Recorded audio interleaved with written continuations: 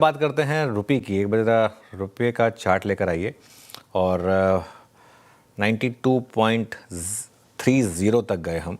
अभी भी ऑलमोस्ट वही है, 92.28 पर हैं। ऑलमोस्ट एक ही दिन में पूरा ₹1 उड़ गया रेट। और रात से एक्सपेक्टेशन थी, क्योंकि ऑफशोर मार्केट में कल रात से हम इस तरीके के रेट्स देख रहे थे, लेकिन क्यों इतना गिरा और इसके आगे क्या इम्पैक्ट होंगे ये लता जी समझते हैं।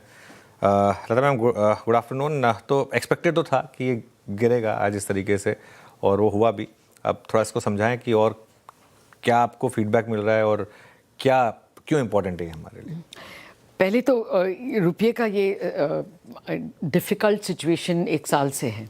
हालांकि हमारा डोमेस्टिक इकोनॉमी एक्सपेक्टेड से ज़्यादा गति में ग्रो हो रहा है, जीडीपी, और इन्फ्लेशन एक्सपेक्टेड से धीमी है।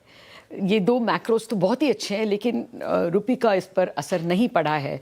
और ये वॉर के साथ रुपये के जो आपत्तियां हैं, जो तकलीफ़ें हैं, वो बड़ी हैं।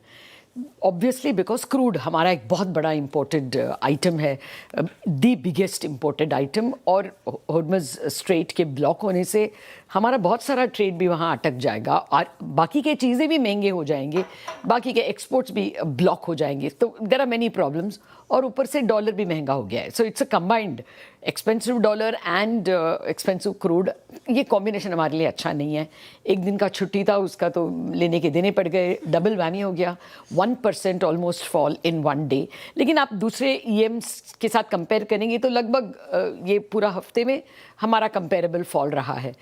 अभी आगे जाकर देखना पड़ेगा कि ये कितना असर है। The arithmetic sense is okay. Before I come to the arithmetic impact on the current account deficit, मैं आप बता दूं कि खरीदने वाले सब लोग थे आज। डॉलर फॉरेन फंड्स तो बेच ही रहे हैं, दो चार दिन से वो लोग डॉलर्स खरीद के जा रहे हैं। MSCI का जो एडजस्टमेंट हुआ लास्ट वीक, उसका डॉलर इम्पैक्ट आज है। पहले शेयर्स बेचते हैं, फिर डॉलर खरीद के जाते हैं, वो इफेक्ट भी अच्छा आज आया है। और बहुत दिन से reserve bank month ago forwards जो NDF मार्केट में उन्होंने बाई सेल किया है, उसका असर भी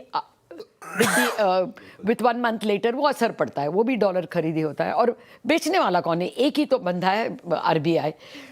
सुनने में आता है कि RBI ने मंडे को भी लगभग $5 बिलियन बेचे हैं, फॉरवर्ड्स और स्पॉट को कंबाइन करके, और आज भी काफ़ी बेचे होंगे। नॉर्मली वो जब एक ग्लोबल प्रवाह है तो वो उसके सामने वो अड़े नहीं रहते, लेकिन फिर भी वॉलेटिलिटी बहुत ना बढ़े, इसलिए थोड़ा बहुत सप्लाई उनका रहता ही है। अभी कैलकुलेशन है करंट अकाउंट डेफिसिट पे। अगर क्रूड ऑयल $10 पर बैरल से बढ़ गया तो हमारा current account deficit 0.5% of GDP से बढ़ता है। और करंट अकाउंट का बढ़ना हमारे लिए इस बार बहुत ख़राब है, क्योंकि हमारे पास कैपिटल फ्लोज नहीं है। अभी तक 1% of GDP current account deficit, ये कुछ बड़ी मामला नहीं है। हमने 2.5% भी आराम से झेले हैं, लेकिन तभी कैपिटल फ्लोज थे, अब नहीं है। और जब भी मंडे को Q3 का बैलेंस ऑफ पेमेंट्स डेटा भी हमको मिला था, तभी डेफिसिट 1 क्वार्टर में $24 बिलियन है बैलेंस ऑफ पेमेंट्स, मतलब करंट और कैपिटल अकाउंट मिलके।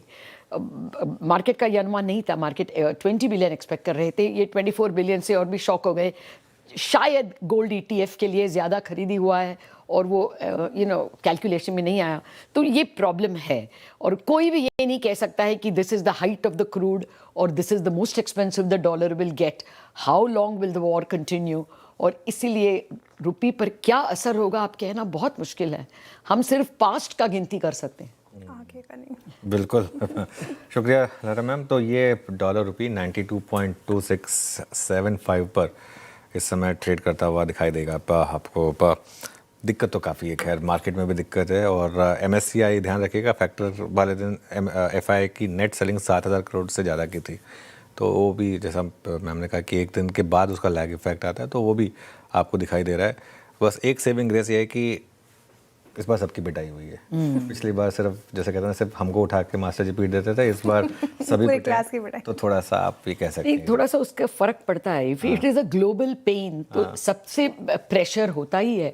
और हो सकता है कि ये pressure one day American pumps पे भी पड़ेगा। जब डोमेस्टिक जनता को इन्फ्लेशन का एहसास होगा, तब शायद वॉर का एंड हम दिखेंगे। बिल्कुल। खैर